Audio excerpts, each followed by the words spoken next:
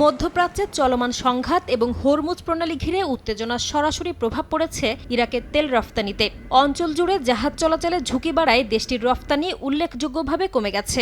পরিসংখ্যান অনুযায়ী ফেব্রুয়ারিতে যেখানে প্রায় 10 কোটি ব্যারেল অপরিশোধিত তেল রফতানি করেছিল ইরাক, মার্চে তা নেমে আসে মাত্র 1,86,00,000 ব্যারেলে। এই ধাক্কা সামাল দিতেই বিকল্প রুটে তেল পাঠানোর সিদ্ধান্ত নিয়েছে বাগদাদ। ইরাকের রাষ্ট্রীয় তেল বিপণন সংস্থা সোমো এপ্রিল থেকে জুন পর্যন্ত পরীক্ষামূলকভাবে প্রতি মাসে প্রায় 6,50,000 টন ফুয়েল অয়েল সিরিয়ার মাধ্যমে রপ্তানির চুক্তি করেছে। এই ব্যবস্থায় ইরাকের বসরা ও বাগদাদ অঞ্চল থেকে ট্যাঙ্কার ট্রাকে করে তেল নেওয়া হচ্ছে সিরিয়ার বানিয়াস বন্দরে।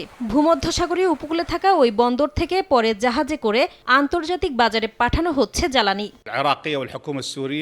ইরাক ও সিরিয়ার সরকারের মধ্যে চুক্তি হওয়ার পর ইরাকের অয়েল মার্কেটিং কোম্পানি আল ওয়ালিদ সীমান্ত দিয়ে প্রতিদিন শত শত তেলবাহী ট্যাঙ্কার সিরিয়ায় পাঠানো শুরু করে। এসব ট্যাঙ্কারে ইরাকি তেল নিয়ে সিরিয়ার বানিয়াস বন্দরে যাওয়া হয়।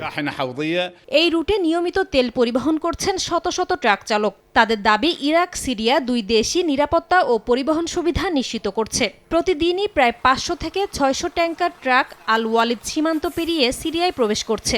এমনকি ট্রাফিক ব্যবস্থাপনাও এখানে অনেক বেশি সংগঠিত। আমি সিরিয়ায় তেল পরিবহনকারী ট্রাক চালাই। ইরাক ও সিরিয়া উভয় সীমান্ত ক্রসিংয়ে যান চলাচল স্বাভাবিক ও সুসংগঠিত।